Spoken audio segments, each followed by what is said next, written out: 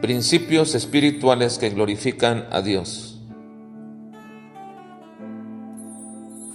Principio espiritual número 125. La santidad de un hijo de Dios proviene de Dios mismo, y esta se evidencia en las cosas de las que te separas. Levítico capítulo 19 al capítulo 21. Uno de los temas quizás más preponderantes en toda la Escritura es el de la santidad. Encontramos muchísimos pasajes la demanda de Dios de que su pueblo fuera santo. Ahora bien, tenemos que entender este aspecto debido a que es de suma importancia, ya que aunque nosotros no somos el pueblo de Israel, somos el pueblo de Dios, y por lo tanto, los parámetros de santidad que Dios demandaba para el pueblo de Israel siguen siendo exactamente los mismos parámetros de santidad que Dios demanda para sus hijos. Y hay una sencilla, pero importante razón por la que debemos hacerlo. Dios le dijo a Moisés: dile al pueblo, santos seréis, porque santo soy yo, Jehová vuestro Dios. El pueblo de Israel estaba en preparación para entrar a su nueva tierra y deberían hacerlo con una nueva vida. Habían sido esclavos por cientos de años, habían vivido en un mundo pagano y adquirido las prácticas de todos ellos, y necesitaban dejarse limpiarse de todas esas cosas. Esa es la razón de todas las leyes que Dios estaba dándoles en este libro de Levítico, llevarlos a la expresión de una vida de santidad.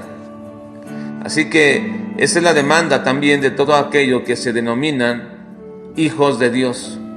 La manifestación de un verdadero hijo de Dios es la santidad. Ese es el fruto que debe de observarse. Y aquí hay que hacer algunas precisiones a este respecto, y déjeme ponerlo de manifiesto mediante preguntas. ¿La santidad es la ausencia total de pecados en nuestra vida?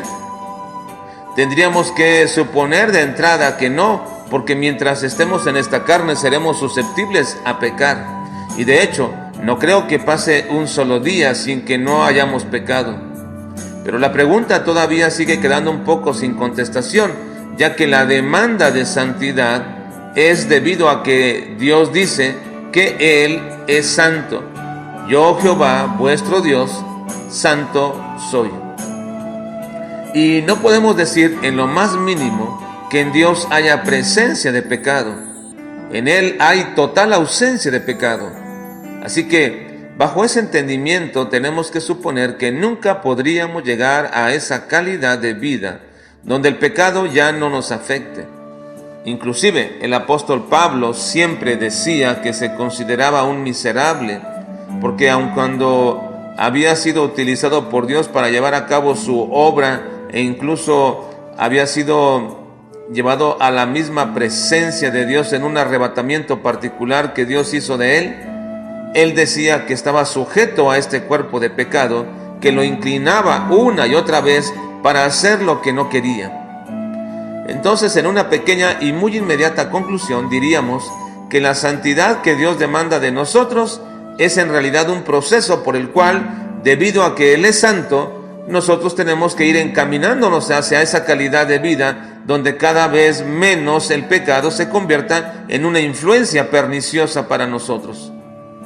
Pero esto no será posible en nuestras fuerzas, ni tampoco es un mero deseo o una meta que nos tengamos que proponer de llegar a este punto. La demanda de santidad es quizás el mandato más difícil de cumplir, y no nos va a ser posible hacerlo a menos que Dios intervenga en ello. Entonces surge otra pregunta. Para llegar a este grado de santidad progresiva en nuestras vidas, ¿necesitamos cooperar con Dios o que Él coopere con nosotros para poder lograrlo? Y esto es lo que algunos llaman la acción sinergista, donde se juntan dos voluntades o dos fuerzas para lograr algo. Pero tampoco es así. El mandato a su pueblo de ser santos, dice el capítulo 20 del versículo 8 y 9, santificaos pues y sed santos, Porque yo Jehová soy vuestro Dios, y guardad mis estatutos y ponedlos por obra. Yo Jehová que os santifico. En todos estos capítulos donde habla de la santidad en el libro de Levítico, aparecen dos frases recurrentes. Casi después de cada mandato dice, yo Jehová vuestro Dios, que diríamos es una contracción de la idea, yo Jehová vuestro Dios soy santo, por tanto haced esto así. Y la segunda frase que se repite varias veces es, yo Jehová que os santifico. Y aquí hay una enseñanza muy grandiosa. El guardar los mandatos de Dios no es lo que nos santifica. Es decir, dejar de hacer esto o aquello no es lo que nos va a santificar. De hecho, aquí la palabra santificación cobra un significado más práctico, porque santificarse es apartarse o separarse, y es precisamente que mediante los mandatos que Dios da a su pueblo nos lleva a esa separación. Pero con todo y eso, tal acción de obedecer y de separarnos de las cosas que Dios aborrece no es lo que nos santifica. Quien nos santifica es Dios. Él les dice varias veces a su pueblo, yo Jehová os santifico. Así que la santidad es una obra de nuestro Dios en nosotros, donde no solamente desarraiga nuestro deseo natural de pecar, sino que nos está proyectando en un deseo por Él mismo, cada vez más fuerte. Y eso es lo que Dios hace en nosotros al santificarnos.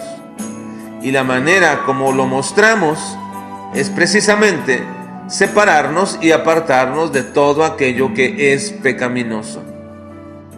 Dios entonces nos santifica y nosotros manifestamos como fruto una separación cada vez más continua del pecado.